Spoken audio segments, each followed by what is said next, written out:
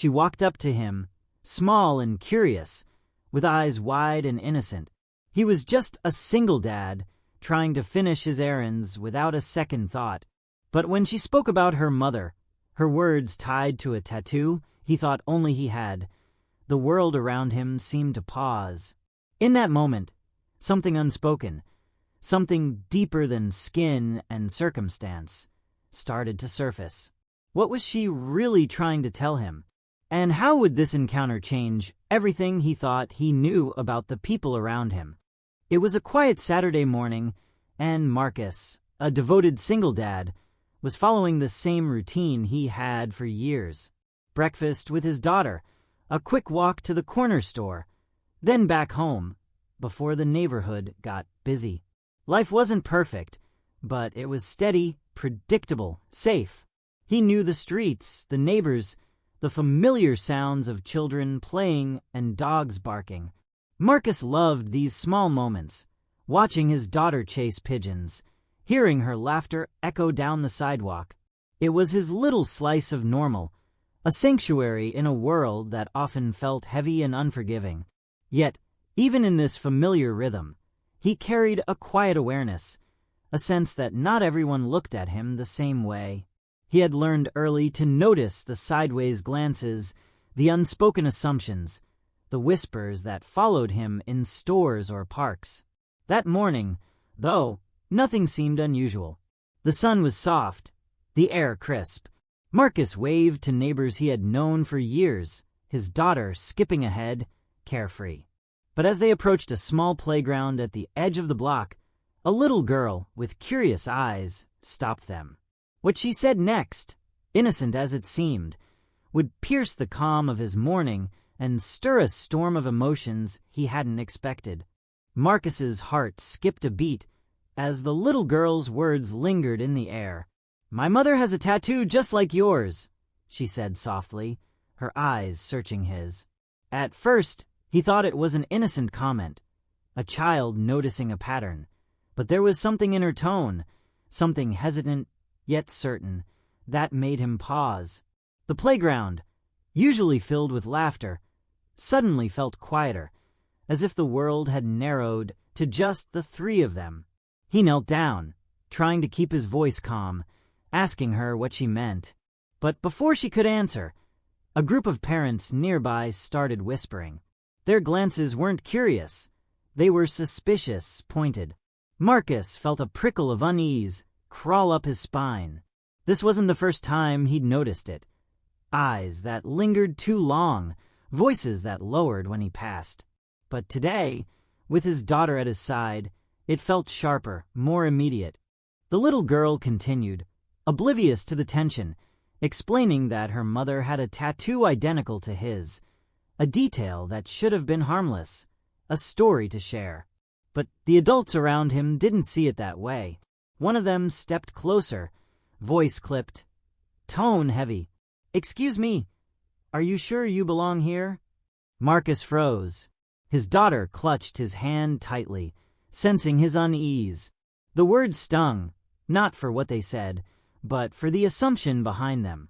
He had done nothing wrong, yet here he was judged, singled out, and made to feel out of place in a park he had walked through countless times. As he tried to explain, the whispers grew louder, a murmur that felt like it could ignite at any moment. The little girl tugged on his sleeve, her innocence a sharp contrast to the suspicion pressing in from every side. Marcus felt a mix of anger and fear. Anger at the unfairness, fear for his daughter and the sudden scrutiny. But he couldn't back down. Not here, not now. Then, as he bent down to reassure the girl, another figure appeared, a man in a uniform, voice firm, eyes scanning. Marcus didn't know if help or confrontation had arrived. The air seemed to thicken, tension twisting tighter with every second. He realized that what had started as a simple encounter, a moment of human connection, was spiraling into something much larger, something that exposed the harsh realities he had always known but hoped his daughter would never face. Marcus felt the weight of every eye on him. The whispers, the suspicious stares, the barely concealed judgment. His daughter's small hand was still clutching his, trembling slightly, and for a moment he felt the full force of the world pressing down on them. The little girl who had innocently started the conversation now seemed to hold the power of an unspoken truth in her words. The uniformed man stepped closer, voice sharp, cutting through the tension. "Sir, explain yourself." Marcus's chest tightened. Every explanation felt inadequate, every gesture scrutinized. The air was thick with accusation, even though he had done nothing wrong. Around them, the playground's laughter had vanished, replaced by an invisible barrier of suspicion, a silence that screamed louder than any words. Then someone murmured loudly enough for Marcus to hear, "Why is he even here?" Another parent nodded, eyes narrowing. The words hit like punches, each one a reminder of a reality Marcus had faced countless times. Judgment not for actions, but for skin for assumptions. He looked at his daughter's face, innocent and trusting, and his heart ached. How could he explain that the world would see her differently because of him? The tension escalated further when the little girl pointed quietly at the tattoo on her mother's arm. Marcus froze. The connection she had made, innocent as it was, had unintentionally highlighted every fear, every prejudice simmering around them. The crowd's murmurs grew louder, some curious, some hostile.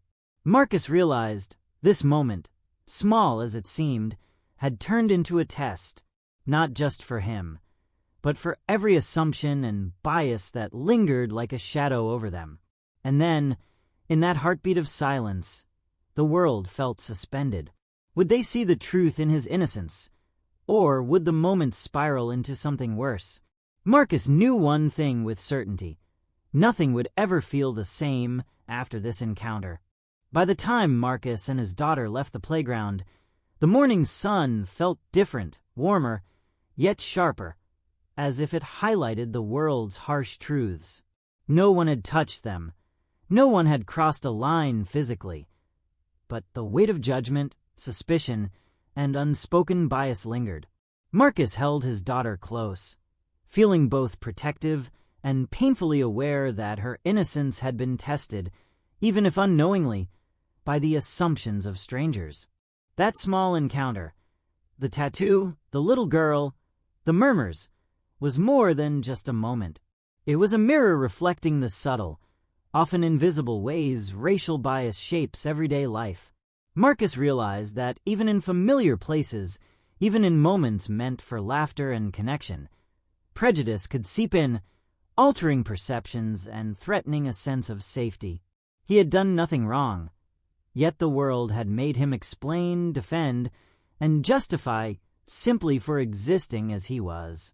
Walking home, he let his daughter lead the way, laughter returning slowly, fragile but resilient. He knew the experience would stay with them, a reminder of both vulnerability and strength. And he knew he had a choice, to let these moments break him, or to carry them as lessons, reminders that awareness, empathy, and courage are essential tools in challenging injustice. Marcus's story isn't unique. It echoes millions of lives shaped by assumptions, fear, and silent discrimination. Every glance, every whisper, every unfair judgment matters. It begs a question we can't ignore. How often do we fail to see the humanity in those around us? How many little moments of kindness or awareness could change that? The story ends here, but the conversation doesn't. What will you do the next time you see someone judged before they're understood?